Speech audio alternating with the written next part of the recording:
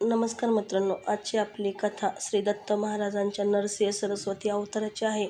आज मी तुम्हाला नरसिंहवाडीच्या जवळच्या एका भक्ताची आणि गुरुचरित्रातील अध्याय 18वा यातील सोन्याची हंड्याची कथा सांगणार आहे.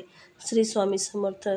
नरसिंह सरस्वती स्वामी नरसिंहवाडीजवळ असताना त्यांचे एक गरीब आणि निष्ठावंत भक्त होते. तो ब्राह्मण 5 घरे भिक्षा मिळेपर्यंत जायचा.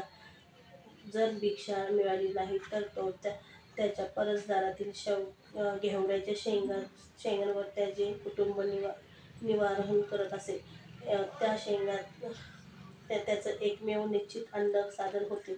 एके दिवशी भिक्षा न मिळाल्याने त्याची पत्नी शेंगा शिजवत होती. त्याच वेळी स्वामी तेथे आले आणि भिक्षा मागितली.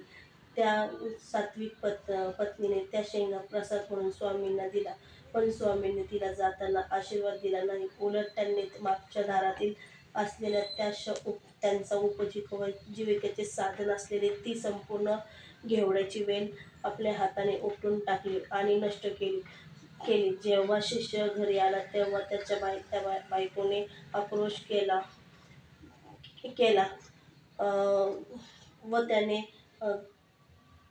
आक्रोश केला. ते शिष्याला त्याच्या घरी आला तेव्हा त्याच्या बायकोने आक्रोश केला. त्याने महाराजांना दोष न देता तो बायकोला म्हणाला, गुरुने काहीतरी केलं, आपले काहीतरी चुकले असेल किंवा यात आपलेच काहीतरी मोठे गुढ दडले असेल. हीच श्रद्धा होती. शिष्य लगेच स्वामींकडे गेला. त्याने विनम्रपणे त्यांना दंडवत घातला. तेव्हा स्वामी त्याला रागात म्हणाले, जा, आज्ञा केली की जा, ती वेल उपटून नको तर त्याची मुळेही खांदून काढ. शिष्याने काही विचार न करता कुदळ घेतली व मुळे उपटू लागला. गुरुची आज्ञा हेच त्याचे सर्व काही होते. त्यामुळे खांदत असताना मोठा आवाज आला आणि त्याला सोन्याच्या मोहरांनी बांधलेला एक मोठा हंडा सापडला.